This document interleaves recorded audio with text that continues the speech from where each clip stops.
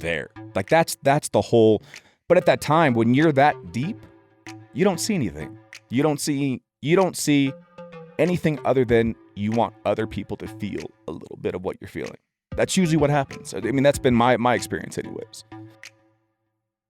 Hey, thanks for listening to the Badass Dad podcast, where we are a band of brothers committed to forging stronger fathers. Hey, get connected with us. You can go to our website, new and updated website, BadAssDads.org. That is BadAssDads.org. Hey, sign up for our email list where you'll be getting the most up-to-date content and some behind-the-scenes things as well as exclusive content. Follow us on Instagram at Badass Dads Podcast. You can also do me a favor. My one ask for you is subscribe and write a review and rate this podcast. Give us 5 stars, leave us a review. We're going to be sending out some swag, some t-shirts and things to people who leave a review for us. So please do that and follow us on all those different forms. Have a badass day. Welcome to the Badass Dad podcast. KDH here on the microphone once again in the Iron Yeti studios. Very, very excited about this. I'm a good friend, Andrew Berard. Andrew, how you doing? Coach yes, AB. Doing good, my man. Oh, Coach. Thanks for having me. So good to have you, man. I've enjoyed our time getting to know one another and now being neighbors, for a year. Yes. Just 2 doors down from one another. And my boys love playing with your kids. Yes. And, little Q running up and, hey, Kev. So, man, it's just fun, man. I've enjoyed our time together, during this whole, it's middle of July right now, 2020. And we've had this whole COVID thing going on and not being able to train like we were before. But, a couple of us been able to get in little garage sessions. Oh, you got to get it in whenever you can. The basement sessions. Otherwise, I go crazy. So, well, let's jump right in, man. I want guys to hear your story, and there's so many facets to it. And, like looking at a fine diamond, man, you see all the different facets that are there. And so we're just going to have some fun with it and talk about some of the stories, and I'll throw in some little nuggets here and there. But let's start with the little AB growing up. So you were born in Houston. Born in Houston. But really raised in Cali. Raised in Cali. Okay. Yes. What was it like out there? In Cali? Yeah. I liked it. Yeah. I liked it. But I didn't know any different. No, I go back now and I hate it. Okay. Now living in Colorado, I'd never ever want to go back. Yeah. But it was great. Yeah. It was great. Yeah. And you're the oldest. Oldest Of what? 5, 6 kids? 6. 6 kids. 6. Okay. Well, that's like a posse right there, dude. We got a posse. We had an official dance crew every Christmas. Oh, I love it. And so your dad grew up in Hawaii. Correct. And meet your little haole mama. Yep. There in California. In California. Yeah. In high school. So what's that like? I mean, you got Hawaiian dad, and you got this Scottish mommy. Scottish mom. Scottish mommy. Yeah. That's an interesting combination there. That just equals temper. Is all that equals. So there you go. That's Scottish and Hawaiian. Love to eat and a temper. You got to be able to fight if you're in those cultures. Yes. Right there. So I love it. So you take me to high school. I mean, you were an athlete growing up. Talk just a little bit about what that was like, and your first love was baseball, I think, right? Yeah. I found baseball as soon as I stopped growing, which was in the 8th grade. Okay. Height-wise, I stopped growing and couldn't play basketball anymore. So I was lucky enough to find a couple coaches that invested a lot of time in me and taught me how to play baseball, and the rest is history. It just became my life. Yeah. Yeah. And so you have some success through school and just going through and enjoying that. When did martial arts kind of pick up for you? We grew up around martial arts. Okay. So my dad was really into kung fu. Okay. That was always the martial art that we grew up in. So we grew up as kids doing that, and traveling with my dad and doing seminars and whatnot, a lot of weapons stuff. So yeah, and back then it was kung fu, karate, and maybe a few others. There was no jiu-jitsu. Right. There was no, I'm sure there was Muay Thai and jiu-jitsu, but it just wasn't here and Americanized yet. So you're doing that and just kind of working through life, and then you go off to college. You stay local to go to college, though, right? Well, you're playing baseball. So what was interesting about the move from my parents, things were getting crazy in our high school. We had a really big high school. It was like 5,600 kids in our high school. I think we were the 4th biggest in the country. And a lot of gangs, a lot of nonsense. So my parents wanted to get us out. And they actually moved out here in beginning of 94. And I refused to come. And so I ended up from Cali to Colorado. Correct. Okay. So my whole family moved out here, and I said, "Screw you guys. I'm staying. I'm not moving to Colorado."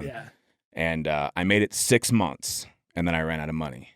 Okay. I ran out of money, and staying at friends' houses wasn't the best thing when you're 15 years old. I was kind of bouncing around from a coach house to a friend's house, and then one day I had no money, and it's just like, you know what? End of the semester came of the 94 season, and then I came out here and started high school second semester of my junior year. So that was tough too. Yeah. It being my junior year in high school. Yeah, changing schools. Whew, that was brutal. And then I actually went to high school down the street from here. Okay. At Eagle Crest, but there wasn't any of this. Right. You know, it was a brand new school, first time seeing Cowboys. It was crazy. It was a wild experience coming from California to here. Yeah. Back in '94. Well, I just laughed because I moved here from Texas. I moved here from Dallas. So it was not that much of a change. But I know some friends of mine that are East Coast guys, you know, New Jersey in particular. And when they were coming out here, they were fully expecting to see people riding horses, you know, all around. And I found it to be so funny. But, let's kind of step forward a little bit. You know, you know, in your teens, you know, you meet a girl and you guys end up getting married. Correct. And as your first wife. Correct. And shortly after that, she dies. She dies. Yeah. Correct. And man, I mean, here you are. You're still a young man trying to navigate life. Oh yeah. And you know, even though you're the oldest of it, and everybody's looking at you, man, like what's going on through that season for you? You know, so I was the first one to get, obviously me being the oldest, but I was the first one to get married, and she was a bad chick. She was great. Mm. Her name was Kim, and I had to work to so when I knew her in high school. Okay. And her best friend had a big crush on me all throughout high school, and so at some point, you know, I cornered her and I said, "Hey, look, I'm never getting with your best friend. You got to give me a shot." She made me work a year to be able to finally hook that up, and then once we did, it was all over. Yeah. She was a cool gal. Mm. Yeah. And so when she passed away, what was that like for you? So there's a lot of different things that go on when something like that happens. I'll never forget the night ever for as long as I live. Certain things, it's like when I woke up and she wasn't there at, I can't remember what time it was, but I remember looking at the clock and I'll always remember that time. It's just, it's kind of crazy how things like that happen and you remember certain things for the rest of your life. Yeah. But I remember waking up and she wasn't home, and she had gone out with some coworkers. She'd just gotten a new job. She'd been there for maybe about 6 months, and she was developing new friends and relationships at work. And unfortunately, she went out that night with some of her new friends, and I don't do very well around, I call them suits, you know, people in suits and ties and just corporate kind of people. It's kind of an uncomfortable zone for me. Like me about 6 years ago. 6 years ago. The new Kev, I'm in. But yeah, so I was actually invited to go along with them. Yeah. And I had a long day of work, and I just said, you know what? You go out, have fun with your friends. I'm good. I'm going to stay here. Mm. And that was the last time I talked to her. Wow. Yeah, so I should have been there with her that night, but I mean, I was tired. Yeah.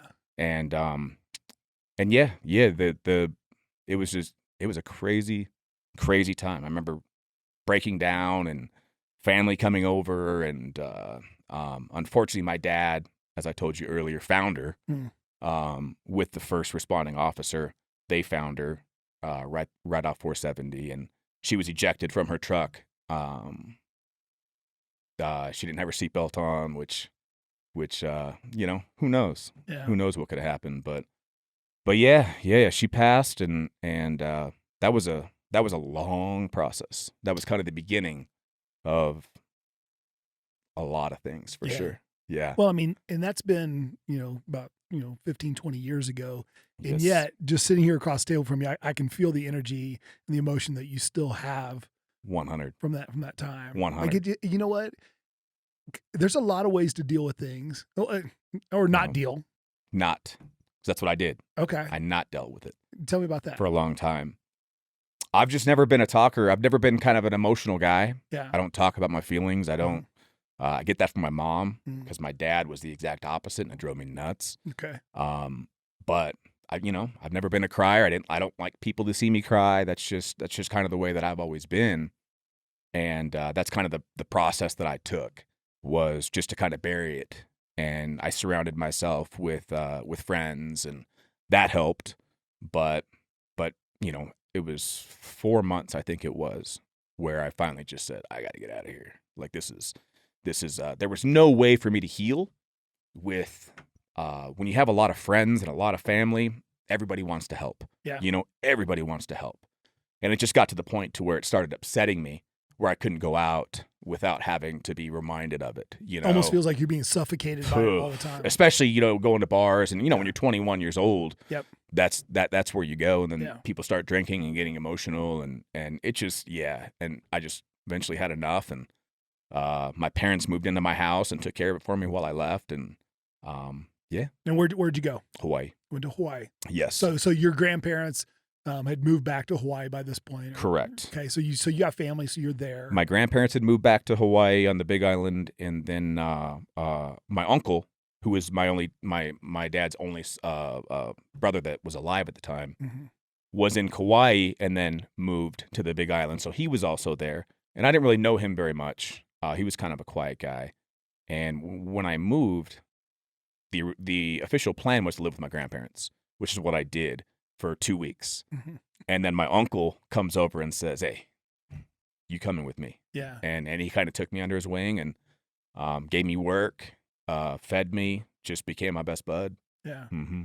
Well, some people may look at that and go, well, Andrew was just running away from his problems, which may be a part of the story, but there's also some of that healthy distancing as well. And, when you're 21, 22 years old, I mean, I don't know that, and in that state, I don't know that we really can, we can be armchair quarterback and look back and see what was good or bad. Exactly. But during that season, I mean, you're making the best decision that you know how to make at that time. Correct. So talk to me a little bit about Hawaii and, what that was like for you during that season. Hawaii was great.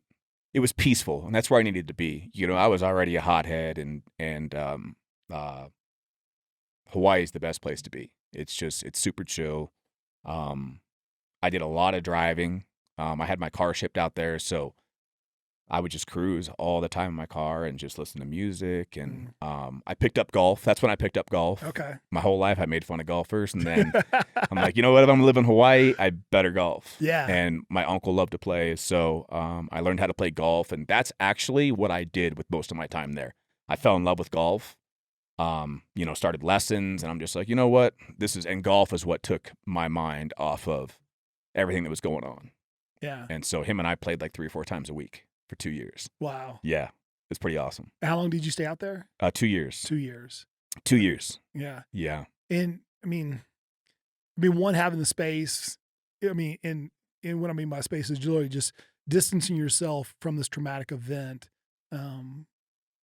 It gives you opportunity, obviously, to think, to drive, to do all those different things. When you're getting ready to come back, you're not even 25 years old at this point. Correct.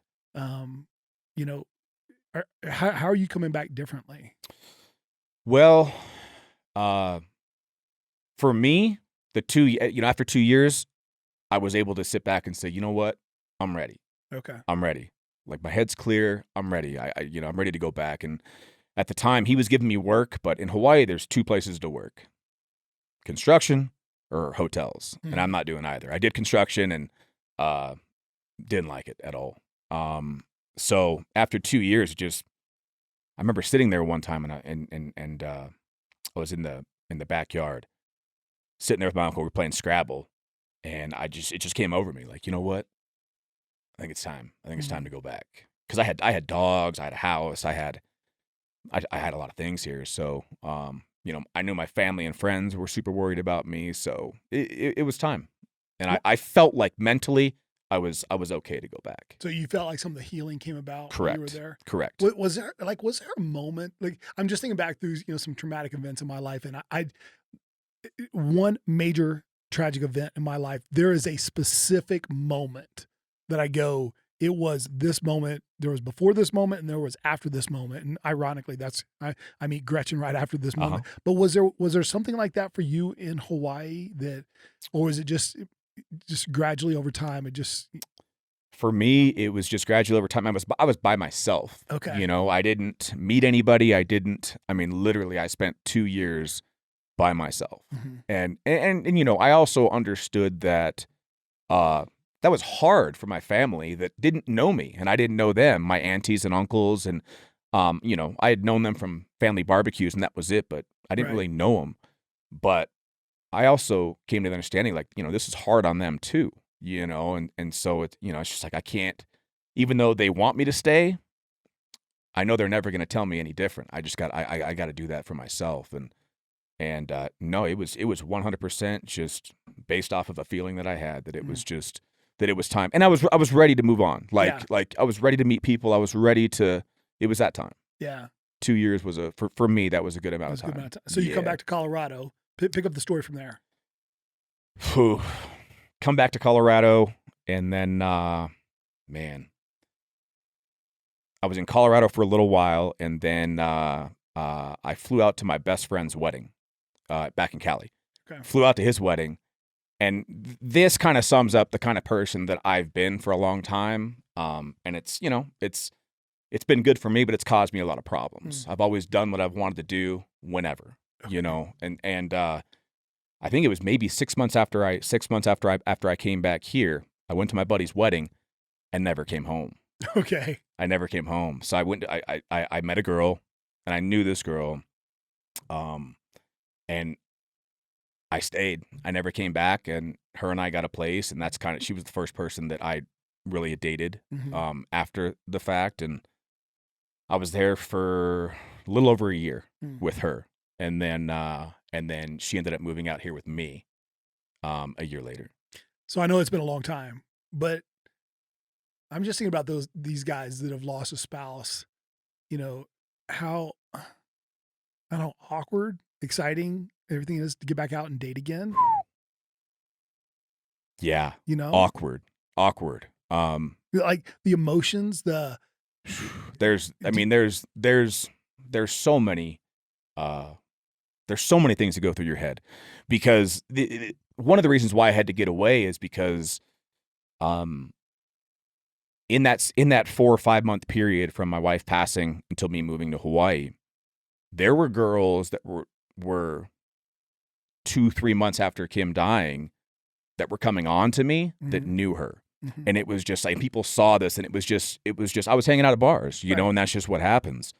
But that's what I had to get away from. Like, I wasn't ready, and I felt like I was being pushed, and people were just like, maybe you should do this, maybe you should do that. And everybody has great ideas and great intentions, but that was the main reason why I had to get away. It was just, I wasn't ready, and I knew it, and I didn't want to have to hear people for the next whoever knows how many months, how many years it would have taken for me to be able to consciously say to myself, it's time. Yeah. It's time, and not feel bad, not feel bad. Now I've not lived through that situation. So I don't really know, but I mean, I'm just trying to think back. It's been much longer for me than it has been for you, to my early 20s, mid 20s, still very much testosterone filled. Okay. Yes. Still having some sexual needs that need, and then all of a sudden having these women, I mean, just going and trying to like separate this going, I know emotionally this is not good. This is not healthy for me, but my body is screaming out this. And I mean, all these different things. I mean, the conflict that is going on inside of you in this season. It's interesting that you brought that up. When it comes to, because I get completely where you're coming from, and I had plenty of people approach me and say, hey, so and so wants to hook up, and yada yada yada. For me, and I hope people don't take this the wrong way, but I've never had a problem in the female section. So options have always been there. So for me, I never had that need. Like, Okay. you know what I mean? Yep. It's just like when you grow up and you're luckier with the lady situation, you tend to go after it more. At least that's been my personal experience. Yep. I've never been one I've turned down plenty of experiences just because my body, it's more my head than my body. And I know certain men have talked to me like, I don't understand how you didn't do that with so-and-so. And it's like, she's no good to talk to. Like, you know what I mean? It's just, for me, it's always been different. And that's the way that it was, knowing that I wasn't able to move on because my uncle, Bruce, there were a few girls that would come around and he'd nudge me and say, hey, you like sushi? He said this to me one time. He goes, you like sushi? Yeah. And I'm like, I love sushi. What are you talking about? And he goes, no. Sushi. Yeah. And he's trying to help. Yes. But I said, no, I'm not. Yeah. I'm not. I don't have those. I never had those physical needs. Yeah. In those 2 years at all. Well, they went away. Yeah. And I guess that was part of my trauma. Okay. I don't know. Yeah. And then so you're back here, you're working back into life, you meet a girl in California, you move back to Colorado, pick up the story from there. So, yeah, obviously we're not together anymore, but we split up, and all I was doing was working and playing, work and play. And then I met Brooklyn's mom. Okay. I met Brooklyn's mom. Let's see. She's 14 now, so what would that be? What year would that be? 14 so 2006? 2006. So I met her mom in between 2005 2006. Okay. I met her through my sister, Brandy, and she ended up getting pregnant maybe 6 months after we were dating. And Brooklyn. There's Brooklyn. Yeah, there's Brooklyn. Yeah. And then my life just started to change. Yeah. For sure. In what way? Well, I knew I wasn't ready to get married. Wait. Let me back up half step. Yeah. So, because this is one of my favorite questions. So tell me the story of when you found out you were going to be a dad for the first time. Oh, okay. I remember the exact day, what I was doing. Okay. So I was in King Soopers helping a buddy of mine, one of my best friends with his job. He was a Mission Tortilla guy. Okay. And I was helping him stock his shelves. And that's when I got the call. I was on the King Soopers floor with my knee pads on, and she called me and told me, and I just hung up. I didn't say anything. Sorry, wrong number. Exactly. And at the time, I'm 28. You would think that I'm supposed to have a kid by 28. Yeah. But I just got quiet, and my buddy's like, "What's wrong?" We got to go in the back. We can't do this in the aisle at aisle 17 in King Soopers. we got to go outside and have a boy to boy talk. Yeah. So we went in the back, and I told him, and he said, "Holy shit, bro! Shit, bro! What are you gonna do?" Yeah. I said, I don't know. I don't think that I'm ready to be a dad. You just don't know until you're a dad. Whether and I was. I just at the time, I had convinced myself that I wasn't. So, yeah, those were crazy times. And then I had to have that talk with her dad, and I knew that was coming. Yeah. Because my dad was always old school, and I know that's how he would have wanted it to have been done. So, her dad was fantastic, phenomenal individual. But the first thing he says to me was, "So when do you marry my daughter?" Well, that's what you want. Done. Yeah. Done. Yeah. Out of respect to you, because I barely knew her. I mean, we were just having fun, and then shortly after that, I proposed, and then second chapter of my life. Wow. Yeah. Wow. How does the second chapter close then?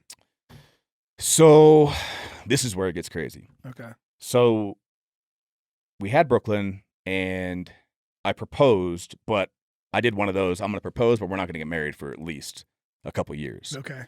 So I think Brooklyn was 3. when we were supposed to fly to Mexico to get married, and we had and it was awesome. Family was going, friends were going.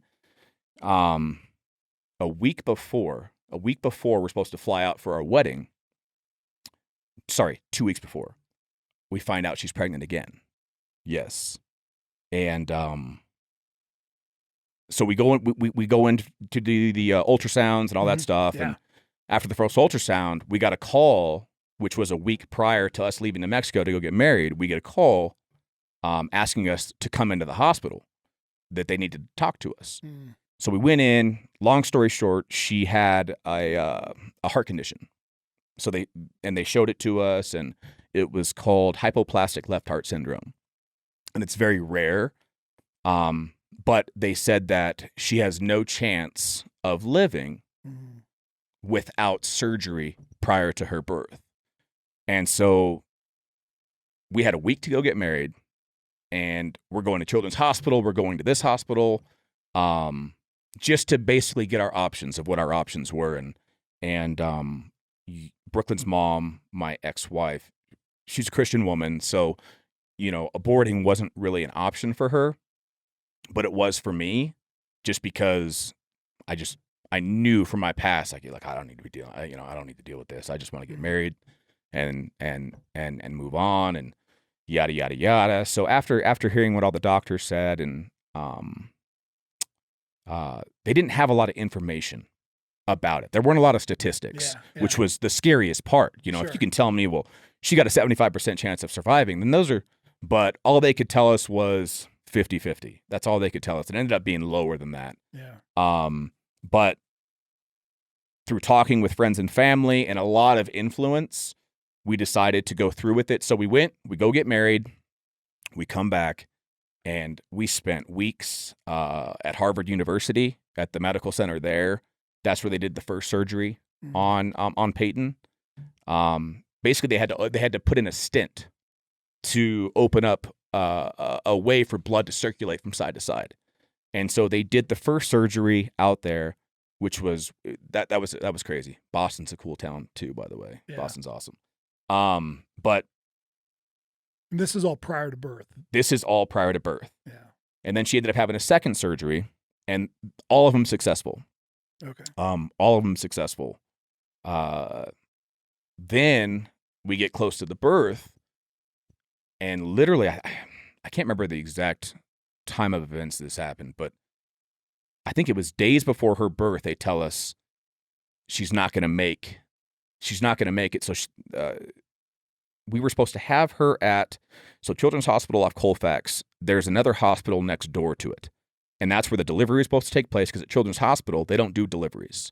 They're not equipped to do it. So they were all here back in Colorado. Correct. Yeah. Correct. Yep. So we were supposed to have the birth in one hospital next to Children's, and then immediately put her in an ambulance and take her to the Children's Hospital. Go to NICU or whatever. Exactly. Yeah. And then get her going and right into surgery. Yeah. But then they told us that she wouldn't make that short drive. It was like 50 yards. Wow.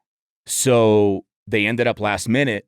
She ended up being the first or second child ever born at Children's Hospital. It was nuts. Like 30 doctors. My poor wife, she was a wreck, but we had her and everything was good. She came out, they took her right away. So we didn't even get to hold her. But they took her, did the first major surgery, and everything went perfect.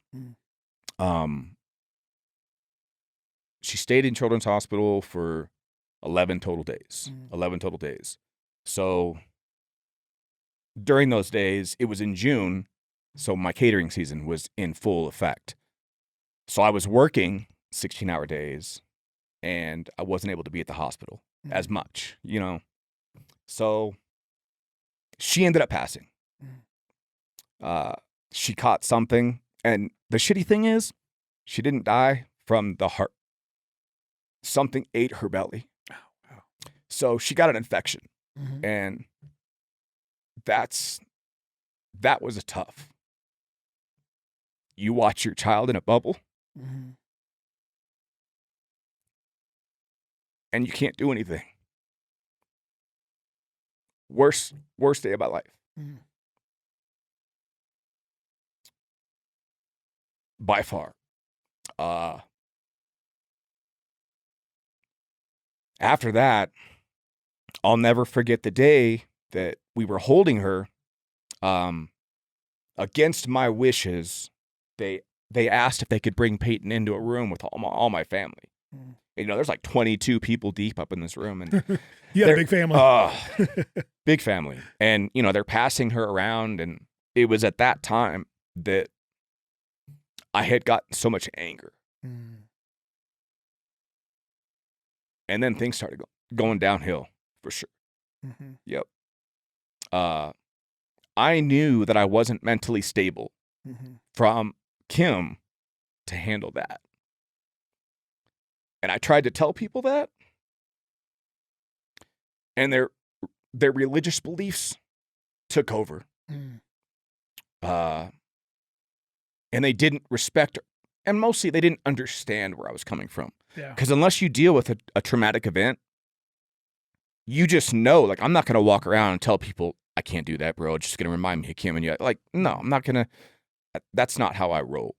But I knew the whole time, like, if something happens to, like, my child, I'm going to flip out. And then that's pretty much what ended up happening. Mm-hmm. I went downhill from there for a while.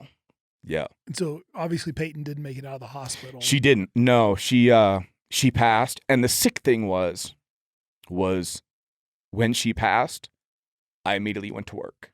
Mm. That was like my only way of dealing with it. Yeah. Yep. Yeah.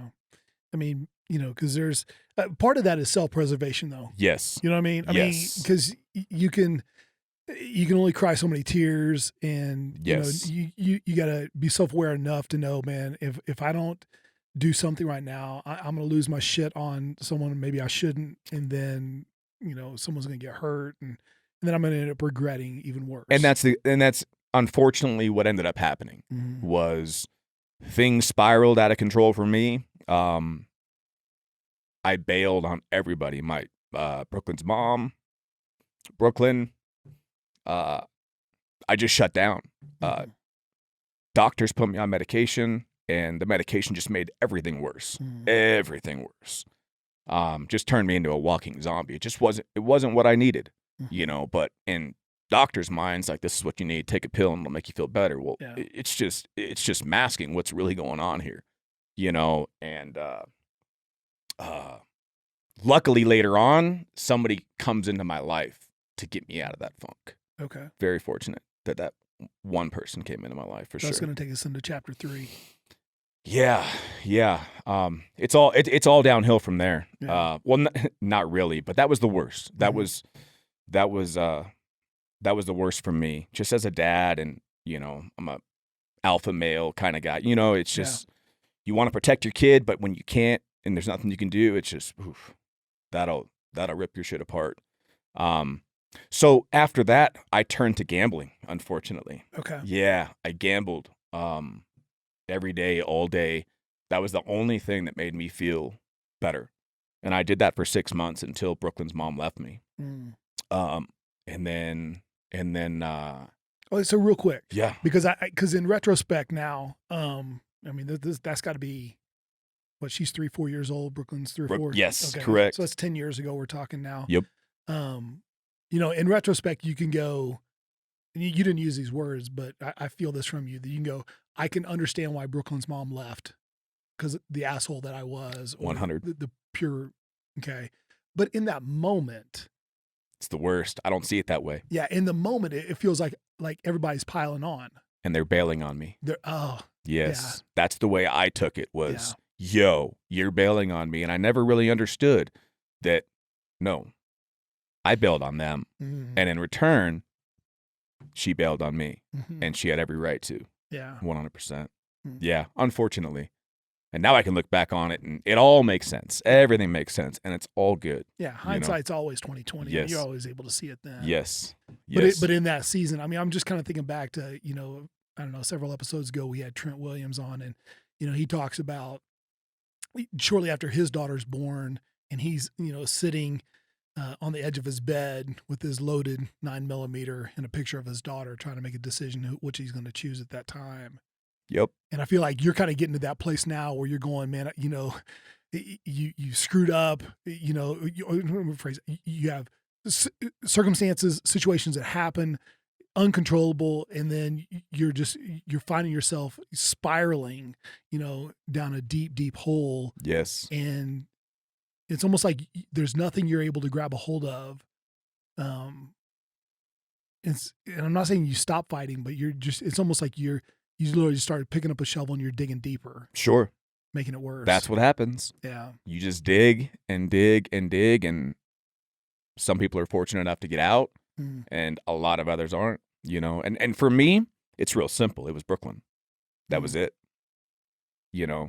At some points there were suicidal thoughts, but I've never owned a gun, never wanted a gun for that reason. I just don't want one in my house. Just with all the stuff that had happened, and for me, it was just never a good idea. But as a man, it's just like, I had an amazing 21st years of my life. You know what I mean?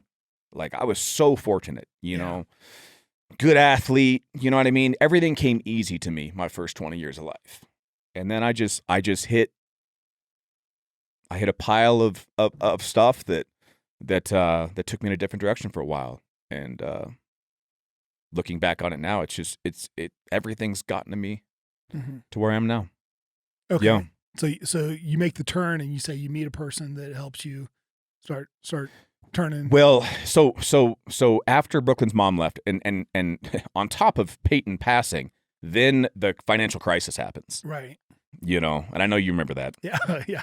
Very well. And so I lose my business, and so it's just this big pile of poop, just piling up, just trying to, I just felt like I was constantly being tested. So I end up, because I lost my business for that short period of time, I think it was maybe for about a year I lost. I went and lived with my brother Nick and his wife and 2 boys. And that began to change my direction, was moving in with Nick.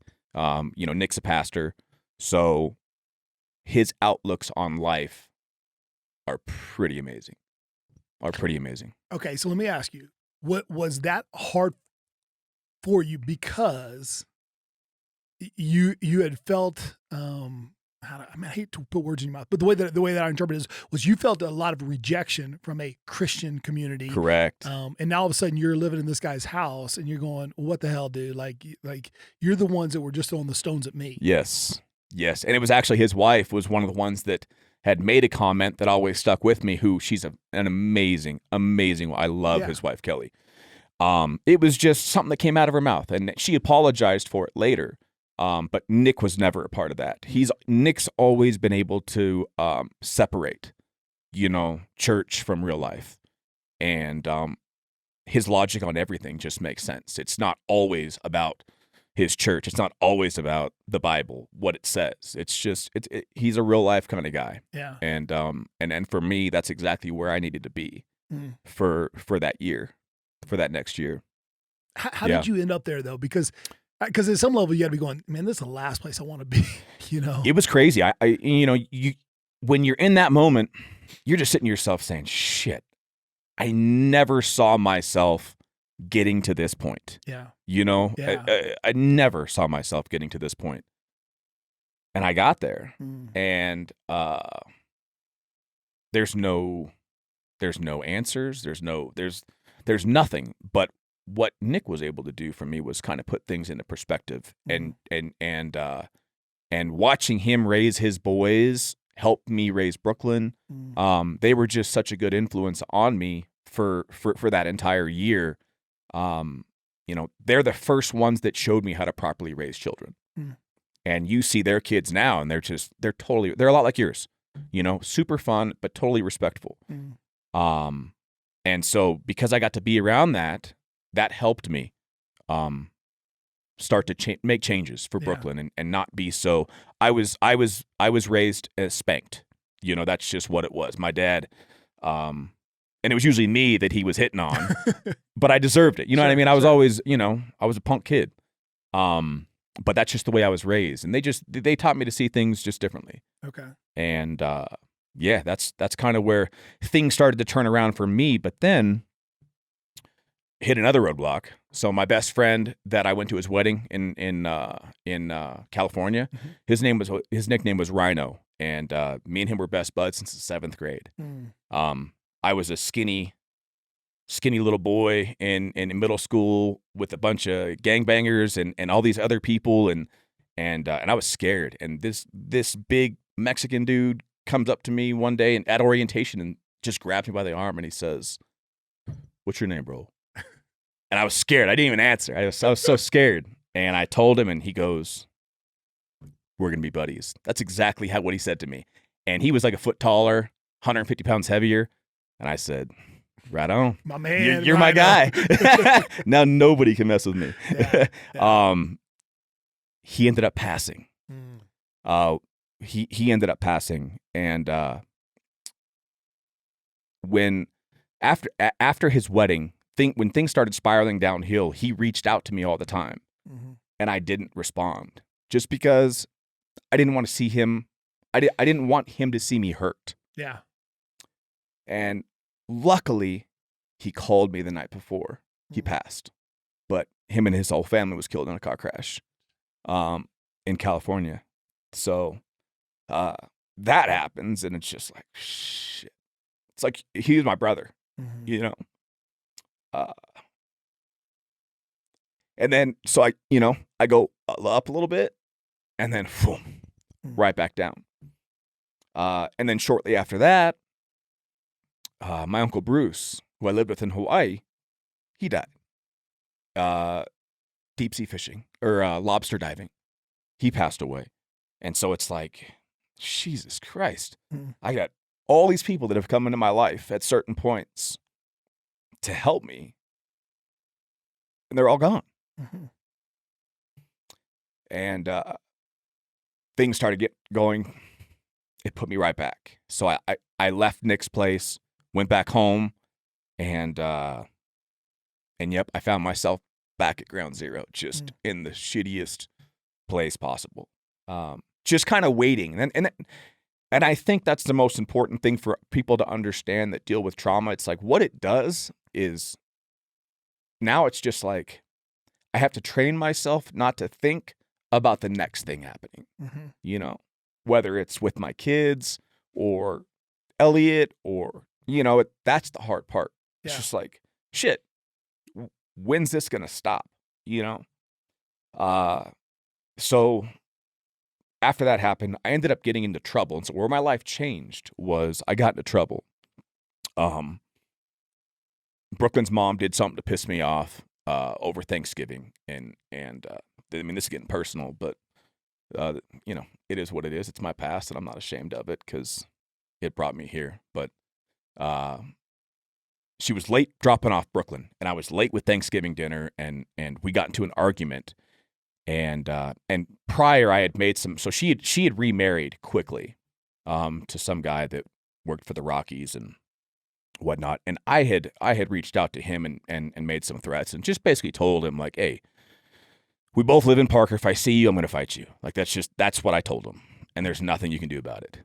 And all these text messages. And then the moment where my ex-wife came over and, you know, she was just being a bitch, and she knew it. She knew she was just pushing buttons, poking but there. Didn't give me any reason to fire back, you know. But I did, and what I did was I spit into her car, okay, and she drove away. And next thing I know, there's police knocking at my door, and they handcuffed me and took me to jail for the threatening text messages and spitting at her while she's in her car.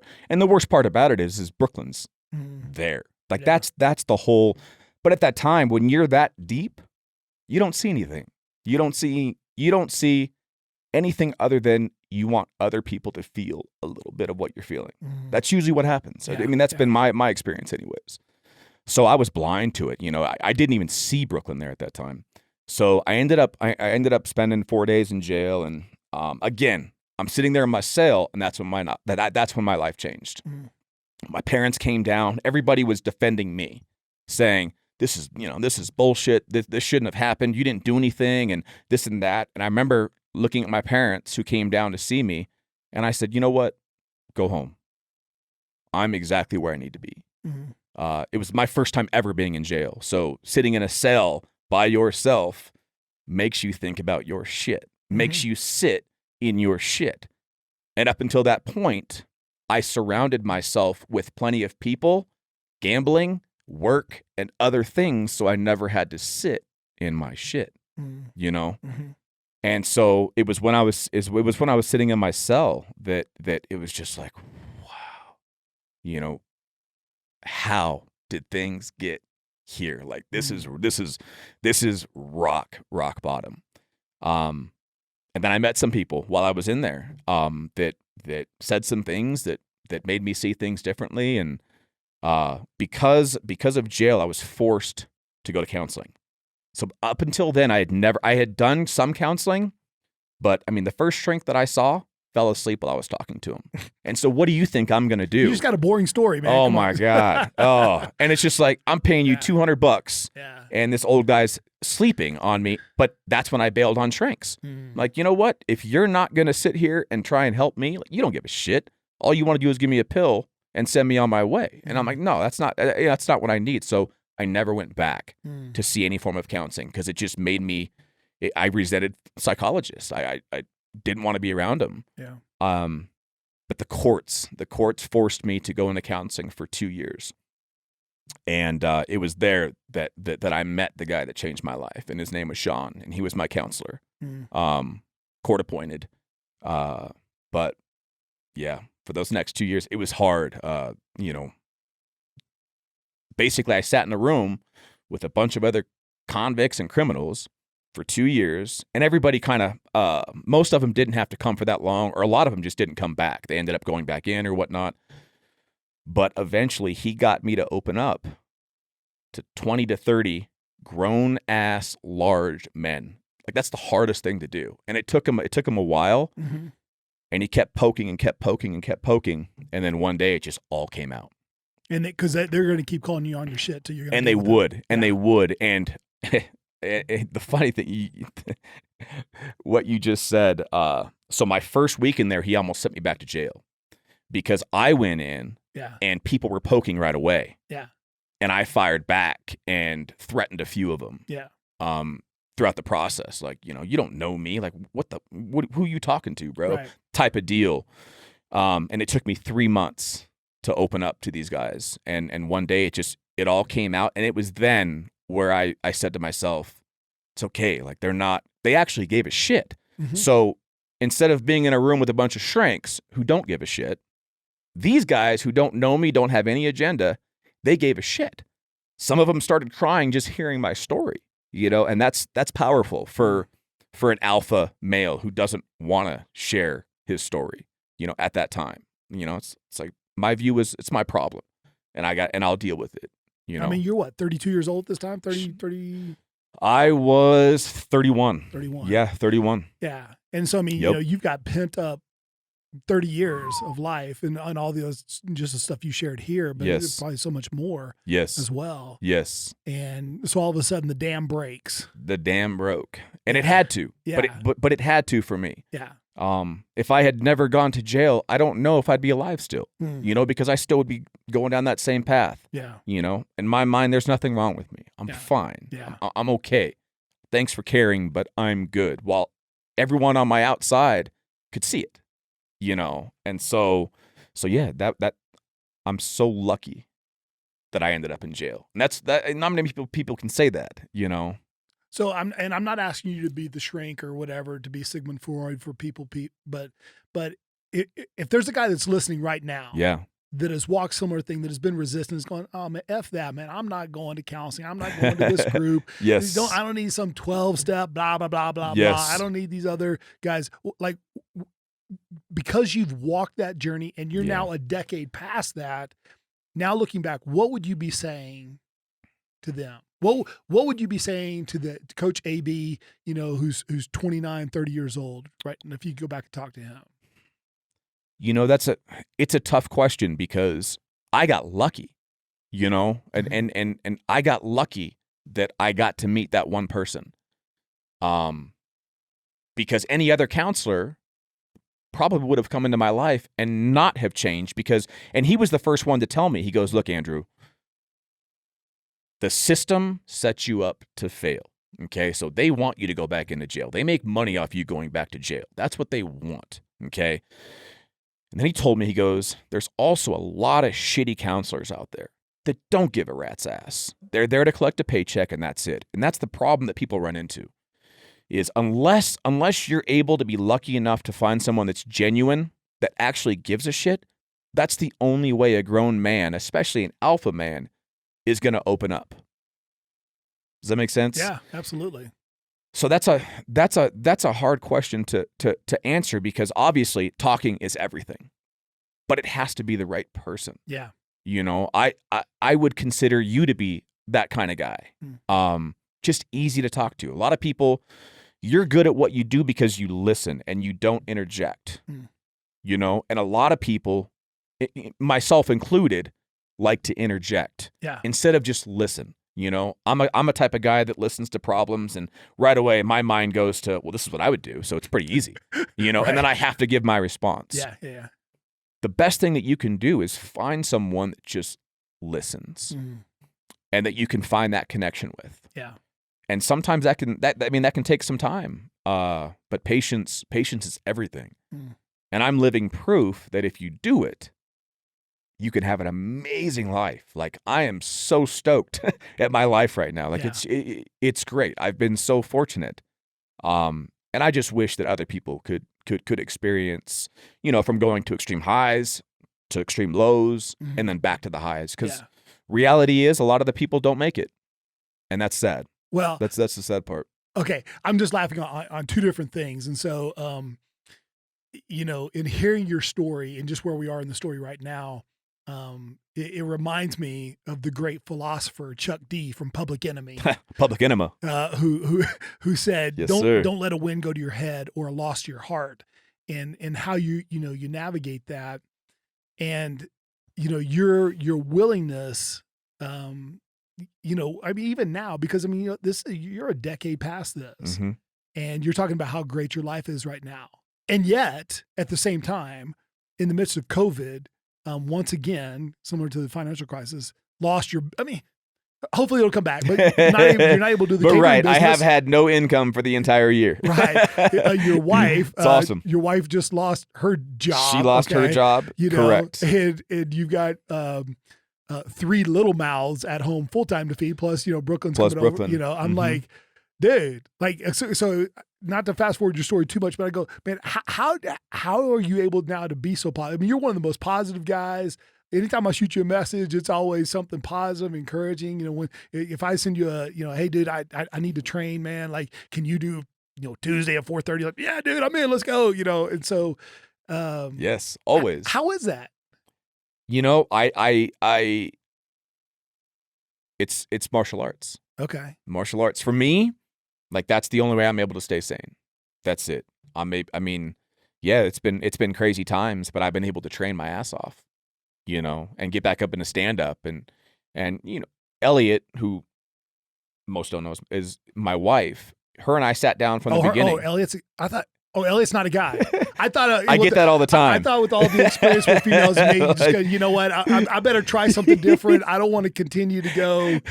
No, I can't tell you how many times on paperwork I have to answer that question. She is such a sweetheart. Yes, she is. Yeah. Yes, she is. All right, go ahead. Where were we at? But we were talking about martial arts, and you know. Yeah. So during this time, you know, Elliot and I sat down, and you know, before this crisis had happened for us, we had come upon struggles of our own. You know, she was working, gone 14 hours out of the day. I was working from like 9 p.m. to 2:30, 3 o'clock the next day, and then coming home and taking care of all of our kids until she got home. And we did that for years. Yeah. And it was so unhealthy. It was, you know, when you have all those kids, you need money. Right. Unfortunately. And it's gotten a lot more expensive to live here now. So we had a teenage daughter, dude. Come on now. Oh, and then, you know, dance fees and all that bullshit. It cheerleading camp. Oh, I got those too. It's just, you know, whatever. I don't even pay attention to the bank account because it just stresses me out. You know, one day out of the month, we have a lot of money in there, and then halfway through, it's all gone. Yeah. But but yeah, it was Elliot. She's always been a positive person. You know, when I'm sitting back and I'm, you know, sometimes I do get negative. I look down at my business and I'm like, I busted my ass for this shit, and now, you know, nothing out of my. And you know, the most frustrating part was having clients telling me, "We have money to spend, Andy. Yeah. But there's nothing that we can do right now because of the laws." Yeah. And so, just being stuck in this hole, it was Elliot that just said, "You know what? Let's use this time to our advantage." For the past 4 years of our life, we don't know each other. All we've done is work. Yeah. And then when the weekend comes, guess what weekend time was? Laundry. Yep. 2 days it takes to do laundry for 2 full days, 10-hour days to do laundry for all of our family. Well, you got 3 little ones. Lonnie's how old? Lonnie's 6. Okay, so you got 3 little ones, 6 and under. Yes, 6, 4, and 1. Yeah. Yeah. And then a teenager who's coming into all her own problems right now that we're trying to deal with. You know, it's crazy. Right. It's wild. Well, so tell me this a little bit about martial arts. One of the things, and I mean, you are, and I don't know if you have all the ranks, but I mean, let's be honest. I mean, you know, from Muay Thai standpoint, you're a black belt or however they would rank that. I mean, you have the striking down. Jiu-jitsu, you know, you're a high-ranking belt in jiu-jitsu, been doing it forever. I'm getting there. Okay. But, and a great teacher. I mean, phenomenal teacher. But, you know, one of the things that I've noticed is that, and I don't know if it's all martial arts, but definitely with jiu-jitsu, it'll take a guy that is maybe too aggressive in life and teach him to calm down a little bit. 100%. And it'll take some guys that are maybe a little too, I don't know, passive. I don't know the right word to use, but on the other end of the spectrum, and we'll teach them to be a little bit more aggressive in the right environment. Yes. 100%. Okay. And jiu-jitsu is, and you know, when I say martial arts, I talk mostly of jiu-jitsu because I've done stand-up for a while now, and they're just different. Yeah. And when I talk about different, I mean I guess if you want to call it a spiritual way. Okay. Jiu-jitsu, like, you know, you go and you train some stand-up and you let it all out and you're still kind of aggressive. Mm-hmm. Jiu-jitsu has some crazy way of calming the mind for me. Like every time I get done training jiu-jitsu, I leave and I just got so much mental clarity. And then I notice when I don't get to do any of it for a couple weeks, Elliot's usually the one telling me to get out this house and go do what you need to do. Go roll. Go roll around with your buddies. Yeah.